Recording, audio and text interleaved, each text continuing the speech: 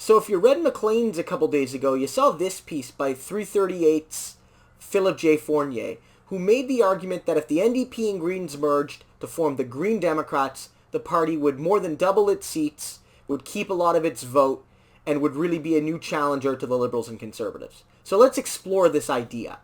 So again, Fournier makes the case that if you operate under three assumptions, one, that the Green and NDP merged party would get about the same amount of votes as it does now with the two parties separate, that it does a little bit better among urban, young, and educated voters than either of the two parties do right now, and three, that neither Singh nor May ends up leading that party, you get this scenario where this party would end up with about 26-27% of the vote and would end up with about 60 seats, maybe a couple less.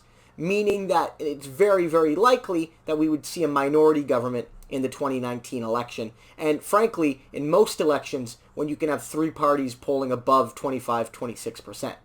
So in a sense, he's making this approach to try to say that while the Green Party and the NDP are both deeply punished by first past the post, both parties get far fewer seats than their votes indicate, or their votes should indicate under a proportional system, and both parties are often shut out of entire regions even when they get significant support in those regions. Ergo, the solution is for them to unite, form one party, and therefore give themselves a bigger voting bloc, which would perhaps give them the ability to access demands from the major two parties, but could even lead to the implementation of proportional representation because they would have much more sway within more frequent minority governments. But is this really the way to go? Should the Greens and the NDP merge? My view is no. My view is no. And there's a few reasons. One, the assumptions in this piece are limited in their applicability, I would say. And two, there's a broader ideological question. So let's look to the piece itself. First, again, the piece has three assumptions. One, that the NDP and Greens merged party, the Green Democrats, will get about the same amount of votes as they do now. Two, that they would see success amongst young and educated and urban voters. And three, that they would have a new leader. But in all three of those things, it's not so easy to say that things will just remain the same. For instance, on them getting the same amount of vote totals, I mean, sure, it's possible, but it's likely the case that some NDPers would leave because they don't like what the Greens do, and some Greens would leave because they don't like what the NDP does. And the reality is further that, hey, there's a chance that some Liberals would like this new merged party, but there's also a chance that it could blow up, leaving nobody happy. It really is unpredictable. Second, on the idea of young, urban, and educated voters supporting this party, I don't think that's an unreasonable claim, but the reality is a lot of those voters are ABC voters in the first place, and they may well still want to support the Liberal Party over even a merged Green Democrat Party, because the Liberal Party, even under Fournier's own projections, is still the second place party and is the first place party excluding the Conservatives. And finally, this idea that you could just wave away the fact that Elizabeth May and Jagmeet Singh are the leaders of the two parties and that they'll both go away, I don't think you can do that. One, May's been in power for a long time as leader of the Green Party. Maybe some people would think it's her time to step aside. But on the other hand, Elizabeth May is synonymous with the federal Green Party. For better or for worse, fair or not, when you think of the Greens, you often think of Elizabeth May. She's been their only MP. She's led the party for a very long time. And whereas Jagmeet Singh is obviously, a big face within the NDP has existed before him and will continue after him and has had many leaders. Elizabeth May is so intertwined with what people think when they think of the Greens. And on Jagmeet Singh himself, he's relatively young. He's very young. He's 40 years old. He's only been leader of the NDP for, really it's less than 2 years. It'll be 2 years in the fall. And he won at his first convention, on the first ballot, 52% of support, which indicates to me that he has a strong presence within his own party. And there's no guarantee that even if, the Greens and the NDP could get together on the idea of a merger, that Jagmeet Singh or Elizabeth May wouldn't seek and potentially win the leadership of the new party. But there's also another assumption here, the history behind this, that I think Fournier is off the mark on.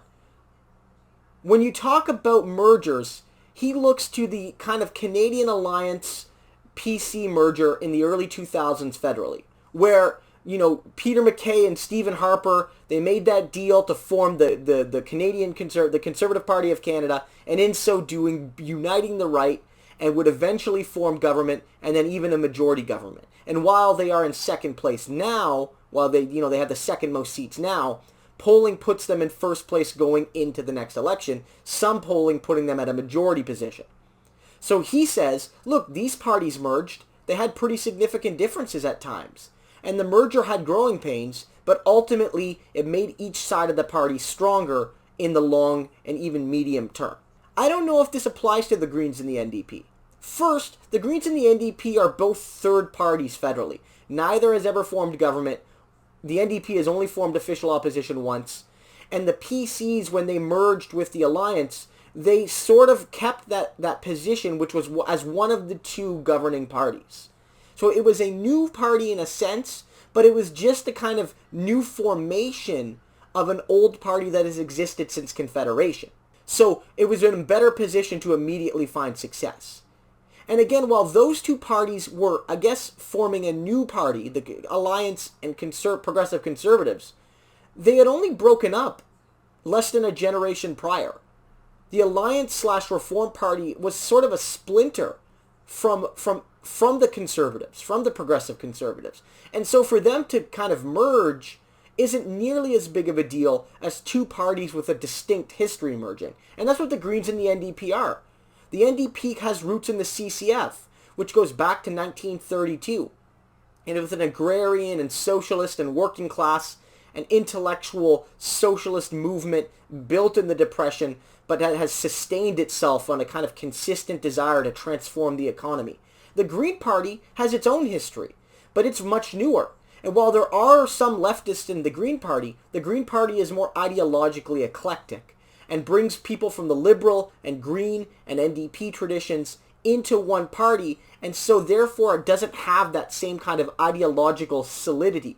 And it doesn't have roots in the NDP. So we're not talking about a party that, say, left the NDP 25 years ago, 30 years ago, 20 years ago, what have you, and is now rejoining. It's not the same kind of merger. So you can't make the same kind of argument. So again, all of these things, I think, really poke holes in the article. I think there's some interesting perspectives to be made from it, to be taken from it. But in the visionary sense, I don't think this works. The Greens and the NDP are too different. There's been some positives in cooperation between the NDP and Greens. Don't get me wrong. The BC Greens and the BC NDP have built a coalition government that's done some good stuff and frankly has prevented the worst of what the BC Liberals could do. But it's not perfect. And as an NDPer myself, I'm very disappointed in how the Green Party, has made it impossible for the NDP to pass certain labor reforms. They've prevented the NDP from raising the minimum wage too fast. They've prevented the NDP from making it so that workers only need to sign a card to form a union, keeping the very pro-employer and anti-worker voting system. That's the Green Party. The NDP had a majority in BC. Those labor law reforms would be passed, and they would be passed faster. Even here in Ontario, the Green Party, led by Mike Schreiner, he's the only Ontario Green MPP, he aligned with Doug Ford and Kathleen Wynne to stomp on the charter rights of workers. At the end of the day, he didn't align with Andrea Horwath in the official opposition, who stood for the basic human rights of workers just around Christmas time. He stood with Doug Ford. At the end of the day, I don't want to have that kind of position be held within my party. Ultimately then, what we really have to ask ourselves is what best serves the potential friendship and interests of the NDP and Greens, if such a thing exists. And my argument is it comes through coalition. It comes from supporting one another in that way and not through a merger.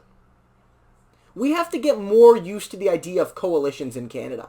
I'm really hopeful that the Green NDP coalition in BC will not only continue to make good policy from time to time, but will encourage other parties in Canada to form coalitions at the municipal or at the provincial and federal levels. And if we are going to get proportional representation done, the reality is that we're almost always going to need to have some form of coalition government. And under such a model, I think the Greens and the NDP would more often than not be working together. But it doesn't mean the parties have the same values. It doesn't mean the parties have the same worldview. It doesn't mean the parties have the same class interests. And it doesn't mean the parties have the same understanding of what the ultimate goal for society is. So that's why I'm opposed to a merger. It's both the concern that the values don't match, and it's also more technical, that the assumptions in the Fournier piece, while interesting and to a certain degree plausible, I don't think are necessarily accurate. For me, there should be no more discussion of a merger. There should be discussion of cooperation from time to time, but that's it and that's all. If this ever came to a vote at an NDP convention, I'm a card-carrying member of the party, I would 100% vote against it and would speak passionately against it. That's just my view. So what do you think? Tell me in the comments. Do you think the Greens and the NDP should merge? If not right now, what would have to happen to change your mind? Would one of the parties have to change its position on a key issue? Would one of the parties have to change its leader? Let me know what you think. And if this is your first time watching, please subscribe. It really helps me build the channel and share the message to new people. So have a great day. Thanks for watching.